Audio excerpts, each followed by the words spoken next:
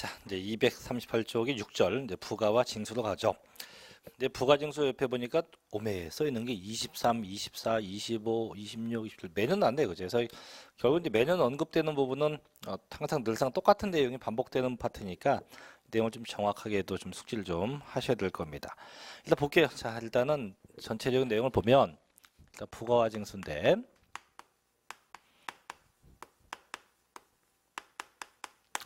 일단 고지서에 의해서 과세가 되죠. 그래서 이제 저희가 고지서 받은 거 뭐라 합니까? 보통 징수한다고 하죠.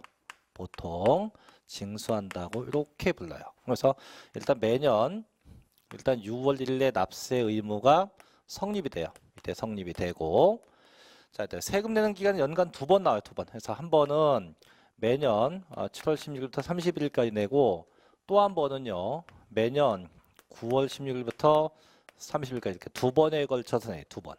그럼 이때 요때는 뭘 내냐? 이때는 내는 게 건물분이에요. 일명 건물분 재산세를 내고 또 하나 뭐또 내냐면 주택분 내요. 주택분. 주택분인데 반만 내요. 2분의 1만 냅니다. 그 다음에 선박과 항공기분을 내게 되죠. 그럼 이때 뭘 내냐? 이때는 토지분 내요. 토지분. 토지분 내고 자 주택을 반밖에 안 냈으니까 나머지 반. 나머지 주택분 반을 내요. 그래서 항상 주택은 조심할 게 무조건 반씩 내요. 무조건 주택은 반씩 납부한다. 이렇게 반반씩 납부하게 돼요. 하지만 이 주택에 대한 금액이 크면 좋은데 작다. 이 금액이요. 주택에 대한 금액이 10만 원. 10만 원 미만이 아니고 이하입니다. 자, 10만 원까지는 금액이 안 크니까 요건 7월 16일부터 30일까지 요 기간에 일시에 부과할 수 있어요. 한꺼번에 부과할 수 있다. 그럼 결국은 주택을 반씩 낸다는 건 언제? 주택 금액이 10만 원이 초과될 때 이때는 반씩 내지만 10만 원까지는 한꺼번에 일시에 부과할 수 있다고 합니다. 또 얘가 됐건 어쨌든 간에 뭐에 의해서 그죠? 고지서에 의해서 세금을 과세하게 돼요. 고지서에 의해서 과세한다. 자, 그래서 보면 자, 교재 238쪽 메뉴 1번 과세 기준은 뭐죠? 매년 6월 1일로 합니다. 그다음 2번 납부 기간인데 자, 토지는 언제부터 언제? 9월 16일부터 9월 30일까지. 건축물은 7월 16일부터 7월 31일까지. 자, 3번 주택가입니다. 주택은요. 해당 연도에 부가징수세액의 반이에요. 반은 7월 16일부터 31일까지 내고 나머지 반은 9월 16일부터 9월 30일까지 내게 돼요. 다만 해당 연도에 부과할 세액이 10만 원까지, 즉 10만 원 이하죠까지는 주례가 정한 바에서 한꺼번에 부과할 수 있다고 해요. 그래서 결국 10만 원 넘어가면 어떻게 되고 반씩 내고 10만 원까지는 일시에 부과할 수 있다고 합니다. 다 선박과 항공기 돼 있죠. 그래서 각각 7월 16일부터 31일까지 납부하면 돼요. 그다음에 그 밑에 박스에 보면 자, 지방자치단체의 장은요. 과세 대상 누락, 위법 혹은 착오 등으로 인해서 이미 부과한 세액을 변경하거나 수시 부과할 사유가 발생하면 수시로 부가 징수할 수 있다. 그래서 이건 뭐냐면 이 정해진 기간 말고도 정부가 여차하면 아무 때나 부과할 수 있다라고 하죠. 언제? 정부가 세금을 빼먹었다든가 잘못 부과하면 다시 수시로 부과할 수 있다고 하죠. 자, 두 번째 납세지가입니다. 그럼 대체 어디가 납세지가 됩니까? 그래서 보니까 1번 자, 항상 시군구인데 토지는 어디? 토지 소재지 시군구. 건축물 어디? 건축물 소재지 시군구. 주택 어디? 주택 소재지 시군구. 전부 다 해당 부동산이 있는 부동산 소재지가 돼요. 전부 다 부동산 소재지 관할 시군구가 됩니다. 뭐 선박이나 공은 됐고요. 자, 뒷페이지 갑니다.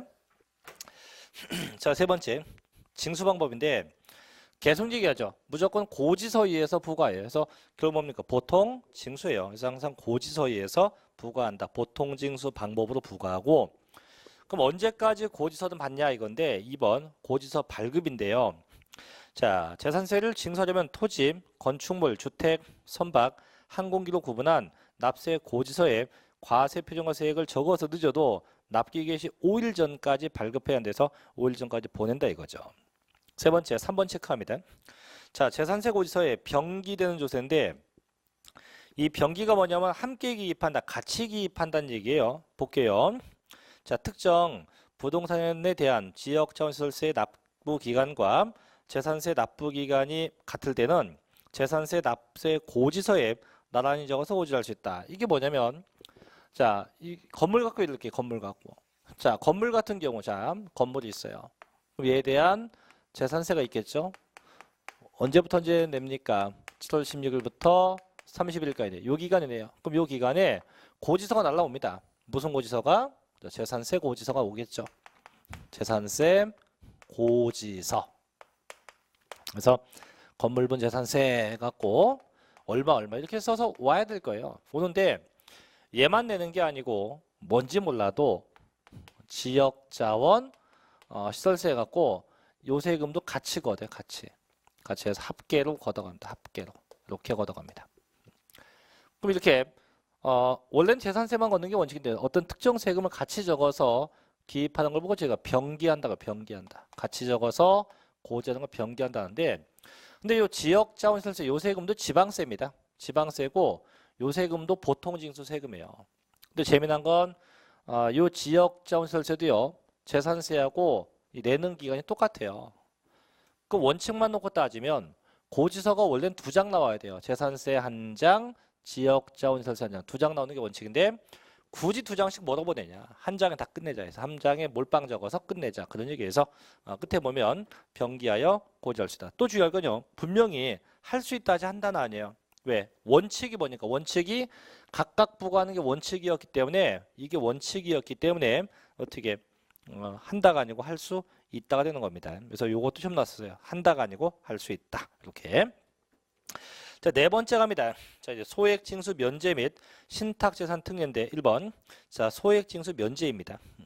자, 고지서 한 장당 징수할 세액이 2,000원 미만이면 징수하지 않는다. 이거 아까 얘기했죠. 첫 시간에서 고지서는 발급 비용이 약 1,980원쯤 든대요. 그래서 너무 이제 그 정도 비용도 드는데 정작 걷어야 할 세금이 1,980원이 안 되면 고지서 보내나 안 하죠. 그래서 이때는 굳이 보내지 말자 해서 그 세액이 2,000원 이하가 아니고 미만입니다. 그래서 미만일 땐 징수하지 말자. 뭐라 합니까? 소액 징수 면제한다고 합니다.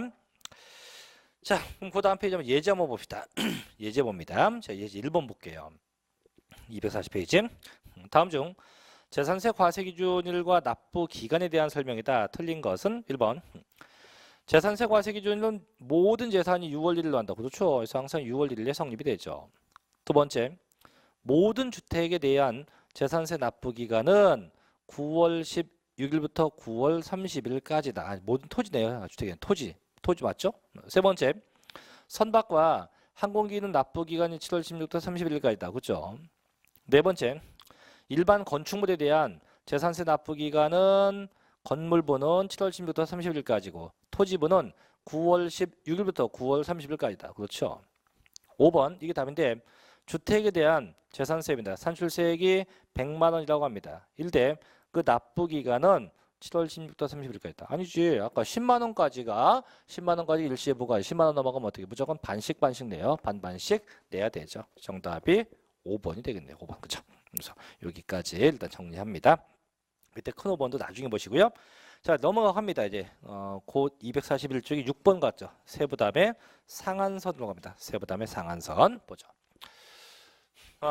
이 상한선은 뭐냐면 요것도 이제 아까 전 시간에 그 시가 표준액 얘기를 했는데 제가 그런 얘기했죠. 요즘에 주택 가격이 점점 내려가고 있는데 시가 표준액은 내려갈 일이 없다. 그죠? 점점 올라가요. 그래서 지금까지 보면은 이 시가 표준액이 매년 올라가면 올라가지 내려가지 않습니다. 올라가서 세금을 계속 부과해요. 부과하다 보면 자칫하면 세금 부담이 왕창 많아질 때도 있어요. 그죠? 왜 시가 표준액이 조금 올라가면 좋은데 갑자기 뭐 저희 동네가 뭐 요번에 신도시 생긴다 해갖고 확 올라가게 되면 세금 부담이 엄청 커지겠죠. 그래서 정부가 어느 정도 커지면은 더 이상 걷지 말자 해서 세액 부담에 상한선을 두고 있어요. 상한선. 그러면 어떻게 두고 있냐? 자, 첫째, 토지하고 이 건축물은요, 무조건 전년도 금액의 100분의 150이 한도예요. 100분의 150이 한도입니다. 주택은요, 주택은 주택의 가격은 주택의 공시가격인데 이 주택의 가격별로 달라요. 주택의 공시가격은 뭐냐면 정부가 정한 시가 표준액이에요. 그래서 주택은 정부가 정한 주택 가격마다 즉 시가 표준액별로 구분해요. 그래서 첫째, 그 집값이 3억 원 이하다. 이하면 전년도 금액의 100분의 105가 되고, 둘째, 3억 원 초과되었지만 6억 이하다. 그럼 전년도 금액의 100분의 110이 되고, 셋째, 그 금액이 6억 원이 초과되었다면 전년도 금액의 100분의 130까지가 이렇게 한도가 돼요. 그럼 어떻게 하는 거냐? 예를 들게요. 자, 방법은 똑같은데 다만 토지 건축물은 금액에 관계없습니다. 가령 어떤 토지가 있었고요. 이 토지에 대해서 2016년도 재산세가 100만 원이었어요. 근데 얘가 2017년도에 재산세가 200만 원 나왔다. 그럼 이걸 다 걷는 게 아니고 맥시멈 전년도 금액이 얼마까지? 100분의 150까지만 걷겠다는 거죠. 100분의 150까지만. 그거 얼마 됩니까? 그럼 150만 원. 이제 200이 아니고 150만 원만 걷겠다 이런 얘기예요. 이게 상한선이에요. 그럼 주택도 갑시다. 자, 주택 어떻게 하냐? 주택은요. 자, 주택이에요. 근데 주택 가격이 5억 원이었어요. 얘는 금액을 따져야 되니까 5억인데 똑같이 자, 전년도 금액 2016년도가 100만 원이었어요. 2017년도가 200 나왔다. 그럼 다 걷는 게 아니고 자, 그럼 지금은 5억이에요. 그럼 3억은 넘었지만 6억은 안 되잖아. 그럼 6억 이하가 되니까 100분의 110. 그럼 전년도 금액에 100분의 110까지만 걷자 이거죠. 얼마? 110만 원만 걷어갑니다. 그래서 상한선 제도가 존재한대요. 그래서 항상 주택은 금액별로 구분한다. 자, 보죠. 밑에 6번. 자, 241쪽에 해당 재산에 대한 재산세 산출세액이요. 대통령령으로 정하는 방법에 따라서 계산한 직전 연도에 해당 재산에 대한 재산세 상당액의 100분의 150을 초과하면 100분의 150에 해당하는 금액이 징수할세액이 돼요. 그래서 토지 건물은 100분의 150이 되고 다만 주택은 다음과 같다. 첫째, 주택 공시금액이 3억 이하면 100분의 105, 둘째, 3억 초과 6억 이하 100분의 110, 셋째, 6억 초과 100분의 130까지. 그래서 주택은 금액별로 구분되어진다. 다만 다시 한번 토지 건축물은 무조건 얼마까지? 100분의 그죠? 150까지 적용하게 되어 있다고 합니다. 쉽죠, 이런 건 그죠? 네, 넘어갑시다. 자, 이제 244쪽 갑니다. 물납과 분할납부가요. 물납과 분할납부 갑니다. 자, 물납인데 지방세에서 전무후무하게 물납되는 건 재산세예요. 그래서 물납이 뭐냐?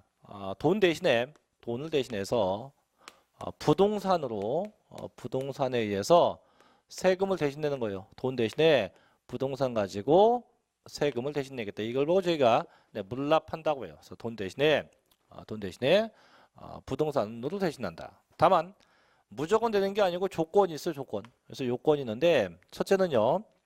적어도 내가 낼 금액 납부세액이요. 납부세액이 적어도 1,000만 원입니다.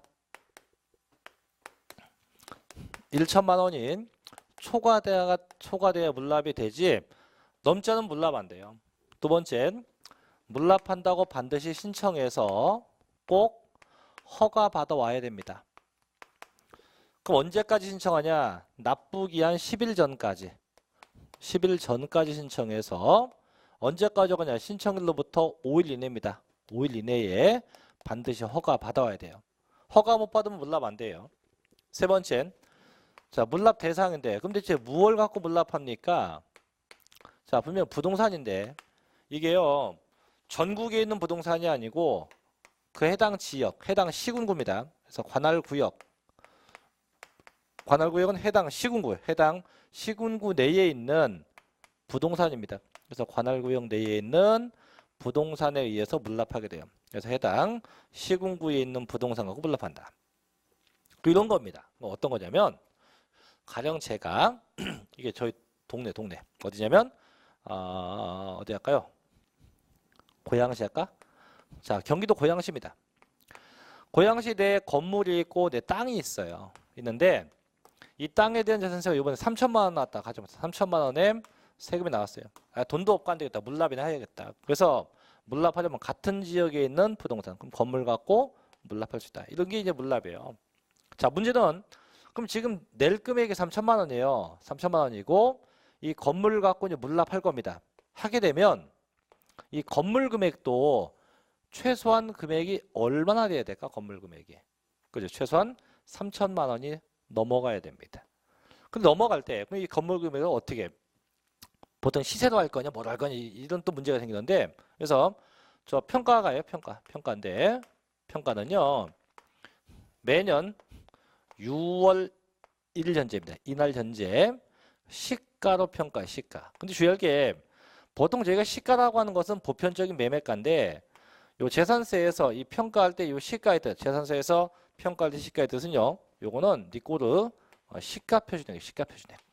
그래서 매년 납부하는 날 아니고 6월 1일 현재 저 물납하는 부동산의 시가 표준액으로 평가해요.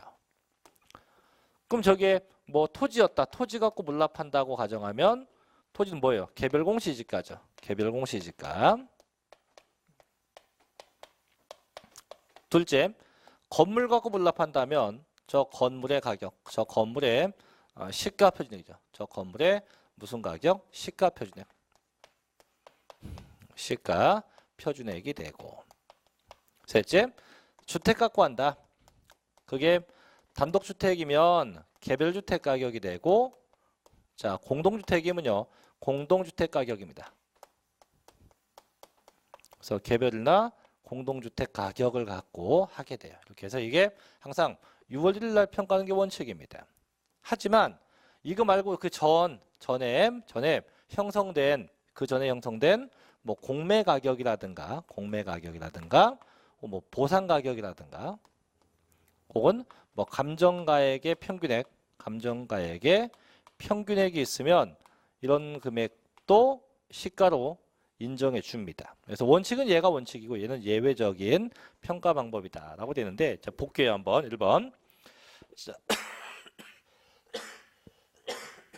7번 물납의 요건과 대상입니다. 자 지방 자치단체 장은요 재산세 납부세액이 1,000만 원 초과할 경우 납세의무자에 신청받아서 해당 지방자치단체의 관할구역 안에 있는 부동산에 대해서 물납할 수 있다. 돼 있죠? 2번. 자, 물납의 신청과 갑니다. 1번. 자, 물납을 하고자 하는 자는 행정자치부령이 정하는 서류를 갖추어서 그 납부기한 10일 전까지 신청해야 돼요. 2번. 자, 물납 신청받은 시장군수는요. 신청일로부터 5일 내에 허가 여부를 반드시 서면으로 통지해야 됩니다. 그래서 반드시 결론 뭡니까? 10일 전까지 신청, 그 다음에 5일 내에 허가 받아야 됩니다. 3번, 4번은 안 읽어봐도 돼요. 그래서 됐고 넘겨서 그 뒷페이지 세 번째. 자, 요거 체크합니다. 물납 부동산 평가인데 자, 보죠 1번 245쪽에 자, 물납을 허가하는 부동산 가액은요. 자, 조심하세요. 납부일 현재가 아니에요. 언제? 과세 기준일 현재입니다. 이날 현재 뭐로 한다? 시가에서 매년 6월 1일 현재 시가입니다. 여기서 시가란 다음 중 어느 하나에 속하는 금액이다. 다만 수용이나 공매가액 및 감정가액 등으로서 행정자치부령이 정하는 바에 의해서 시가로 인정되는 것도 시가로 본다. 이건 예외예요. 그래서 원칙은 밑에 기역 니은보인데 기역본가요. 자, 토지와 주택이에요. 자, 부동산 가격 공시에 관한 법률이에요. 따라서 공시된 가액이다. 그래서 즉 토지는 뭐로 하고 개별 공시지가, 주택은 뭡니까? 개별이나 공동 주택 가격으로 한다. 그죠?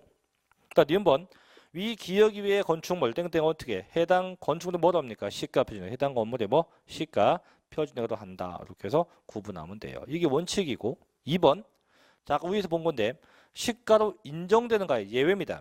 땡땡 재산세 과세기준 전 6개월부터 과세기준 현재까지 기간 중에 확정된 가액으로서 다음의 어느 하나에 해당되는 금액을 시가로 인정해 준답니다. 그래서 기억번 해당 부동산에 대해서 수용이나 공매가 있을 때 그 해당 보상가액이나 공매가액 2번 끝에 있죠. 감정가액의 평균액 이런 것들 그래서 예외로 인정되는 것도 있다. 그죠? 그래서 원칙은 항상 6월 1일 현재 금액인데 예외도 있는데 근데 예외보다는 원칙만 기억합니다. 항상 6월 1일 현재 뭐로 한다? 시가다. 그래서 토지는 뭐 개별 공시지가, 건물은 뭐 시가 표준액, 주택은 뭡니까? 개별 혹은 공동주택 가격을 가지고 하게 되어 있습니다. 자, 그 정도까지 알아두시면 되겠죠. 자, 이게 물납이고요. 자, 이제 그 다음 페이지 가죠. 246쪽 가면 괄호 5번 있어 위에. 자 이제 분할납부 나오죠. 자 그것도 볼게요.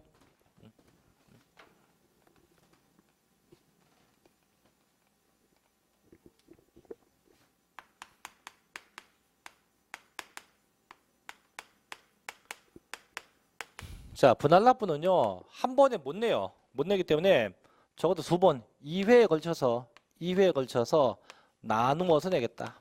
나누어서 두 번에 걸쳐서 나누는데 이게 이제 분할납부예요. 다만 분할납부도 요건이 있어요. 요건. 첫째, 얘는 그 납부할 세액, 그 납부세액이 얘는 1,000만 원이 아니고 500만 원입니다. 500만 원이 초과가 돼야 돼요. 500만 원이 초과가 돼야 됩니다. 그래서 아까 물납은 1,000만 원, 분납은 500. 둘째, 분할납부한다고 신청해야 돼요. 신청. 대신 허가 없습니다. 그러면 언제까지 분납 가능하냐? 분납 기한. 분명히 두 번 낸다 했죠. 처음에 내고 한 번 또 내는 건데 그 기한이 밑에까지예요. 납부기한 경과일로부터 45일 이내입니다. 조심할 건 납부한 날부터가 아니에요. 납부기한 경과일부터입니다. 일로부터 며칠 내? 45일 내. 그래서 납부기한이 지나간 날부터 45일 내입니다. 납부기한이 지나간 날부터 45일 내 분납한다. 그러니까 어떻게 분납하냐? 근데 분납 방법이 있는데, 자, 두 번 낼 때도 막 내는 게 아니고 법적인 방법이 있어요. 방법. 첫째, 내가 낼 금액이 자 법적인 방법 1,000만 원 이하다. 1,000만 원 이하면 500만 원 초과 금액 500만 원 초과액이 분납이 되고요. 둘째, 내가 낼 금액이 1,000만 원 초과했다. 1,000만 원이 초과가 되면 이땐 반토막이에요. 이땐 50% 이하의 금액이 분납됩니다. 그럼 얘가 뭔 얘기냐? 자, 가령 내가 낼 금액이 800만 원이었다. 800. 그럼 1,000만 원 이하예요. 그럼 처음에 얼마가 내요? 내고 나서 또 내. 45일 지나서 내에. 그럼 그 다음 낼 게 500만 원 초과된 금액을 내면 된대요. 얼마인가요? 300 내면 돼. 300. 그럼 당연히 납부기한 얼마 500 내면 됩니다. 이렇게. 둘째, 그럼 내가 낼게 1,000만 원 초과했다. 자, 2,000만 원이었다. 2,000만 원이었다. 그럼 처음에 얼마가 돼요? 자, 또 냅니다. 그럼 이때 요때 낼게 토탈 금액 반이야. 50% 이하입니다. 얼마인데요? 1,000만 원 내면 돼요. 1,000만 원. 그럼 당연히 앞에도 똑같이 1,000만 원 이렇게 해서 각각 납부할 수 있다. 그래서 이렇게 해서 분납 방법이 있네요. 그럼 볼게요. 분할 납부.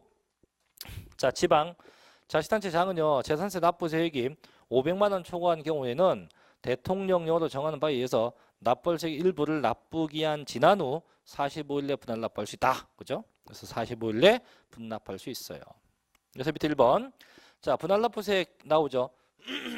첫째, 납부할 세액이 1,000만 원 이하면 500만 원 초과 금액이 분납이 되고, 둘째, 납부 금액이 1,000만 원 초과했다. 일단 반 100분의 50 이하의 금액이 분할 납부가 된다고 합니다. 그래서 저희가 배운 지방세가 크게 세 가지예요. 취득세, 또 등록면허세, 재산세인데 이 중에서 자 분납과 물납이 되는 건 딱 요 재산세밖에 없다는 겁니다. 조심해야 됩니다.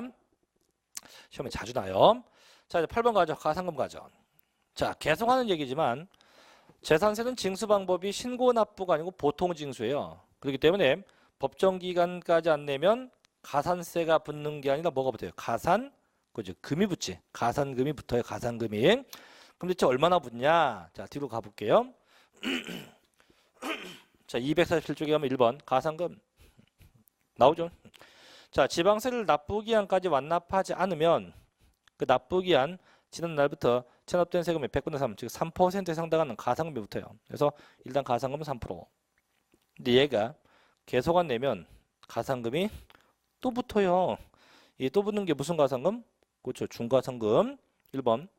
체납된 지방세를 납부하지 아니한 때에 납부기한 지난 날부터 매 1개월 지날 때마다 체납된 지방세 1000분의 12, 1.2%에 상당하는 가산금이 또 붙어요. 이게 무슨 가산금? 중가산금이라 하죠. 이때 이 중가산금을 가산해서 징수기간 60개월 초과할 수 있다 없다? 없다. 그래서 처음에 안 냈을 때 붙는 게 뭐고요? 가산금. 계속 안 내면 붙는 게 뭐고? 중가산금이에요. 이때 이번 중가산금은요. 무조건 붙는 게 아니죠. 가산금은 무조건 붙지만 적어도 중과상금은 체납 금액이 커야 붙어요. 얼마? 그 고지서별 세액이 적어도 30만 원 이상 돼야 붙습니다. 바꿔 얘기하면 그 금액이 30만 원 미만이면 가산금만 있지 중과상금은 없습니다. 반드시 30만 원 이상일 때 붙임, 미만이면 중과상금은 없다고 하죠. 자, 그다음 9번째 부가세. 자, 모든 세금은 본세가 있으면 부가세가 있죠. 그래서 얘도 부가세가 있다 해서 납부할 금액에 대해선 납부하는 금액에 대해서 100분의 20%에 해당하는 지방교육세가 붙어요. 분명히 납부하는 금액에 대해서만 부가세가 붙지 감면받는 금액은 부가세 안 붙어요. 그래서 납부 금액에 대해서만 부가세가 수반됩니다. 납부 금액에 대해서만 부가세가 붙는다. 자, 여기까지 정리해봤네요. 그럼 이제 예제 1번 볼게요. 예제 1번 갑니다. 자, 거주자가은 2017년도 2월 10일 거주일로부터 국내 소재 상업용 건물입니다.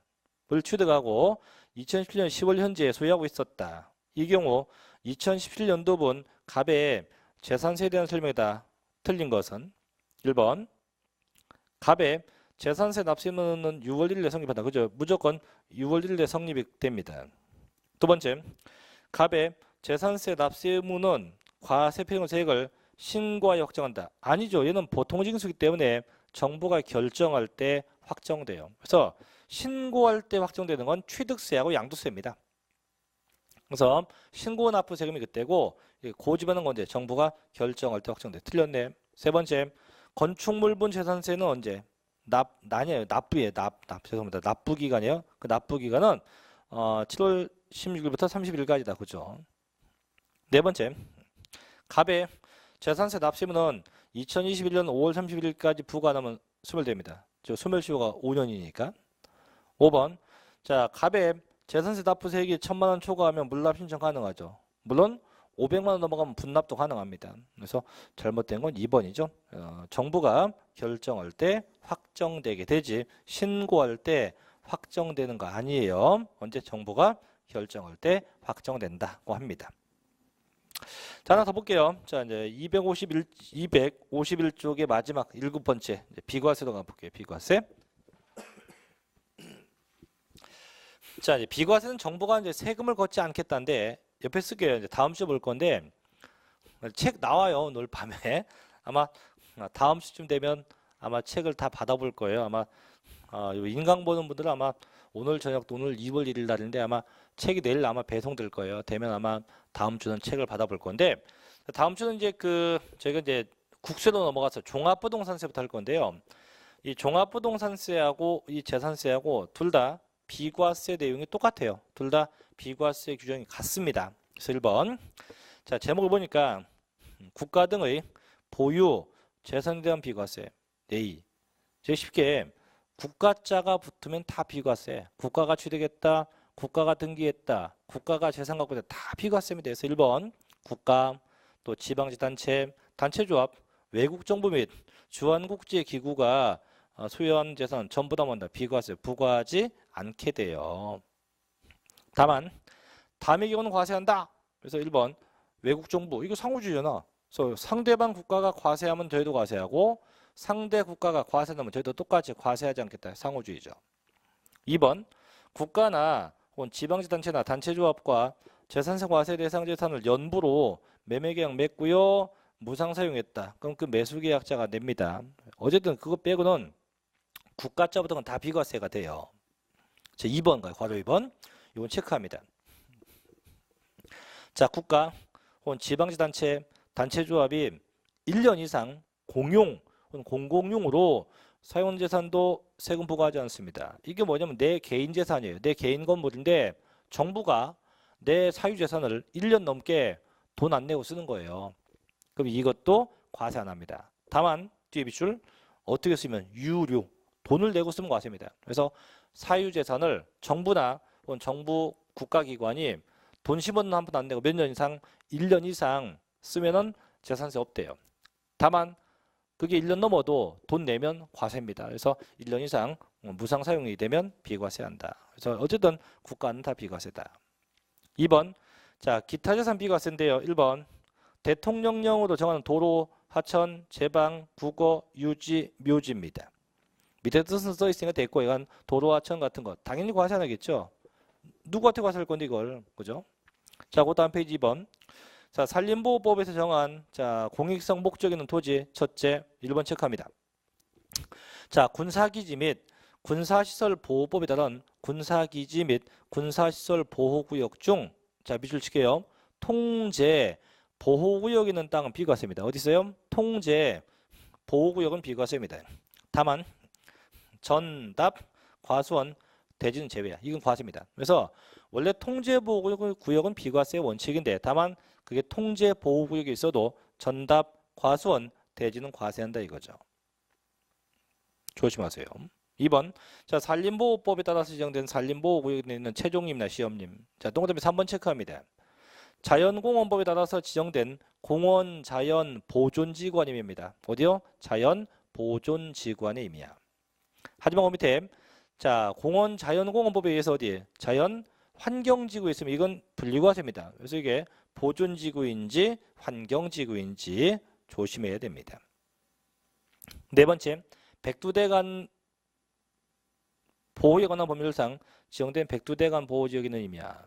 됐죠? 그래서 특히 1번하고 3번은 조심해야 돼요. 동그라미 1번, 3번. 자, 보다 3번 갑니다. 임시건축물이죠. 얘도 비과세입니다. 그래서 존속기간이 1년 넘지 않는 임시건축물 비과세. 네 번째, 비상용 선박 같은 것도 비과세입니다. 다섯 번째, 행정기관으로부터 철거 명령 받은 건축물도 똑같이 비과세 됩니다. 그래서 얘는 비과세가 어렵지 않네요. 지금 체크된 정도만 알고 계시면 됩니다. 자, 여기까지 재산세를 받고 그 뒤에 가면 문제가 쭉 있는데 문제는 해보시고요. 저는 이제 다음 주는 이제 국세 파트로 가서 종합부동산세부터 수업을 진행할 거고요. 그래서 이제 편집본이 다 나왔는데 중간중간 보면 글씨가 두껍게 써 있는 게 있죠. 이게 다 중요한 내용은 제가 편집하면서 다 이게 두껍게 써놓은 거니까 다시 좀 주의해서 보셔야 되고, 그다음에 뒤에 문제는 이제 중요한 문제를 넣는 거니까 그래서 그 문제도 반드시 좀 시간 될 때마다 풀어 보셔야 됩니다. 자, 오늘도 고생하셨고요. 날씨가 또 뭐 춥다가 덥다가 막 그러니까 건강 잘 챙기시고요. 전 다음 주에 다시 뵙도록 하겠습니다. 자, 마치겠습니다. 수고하셨습니다.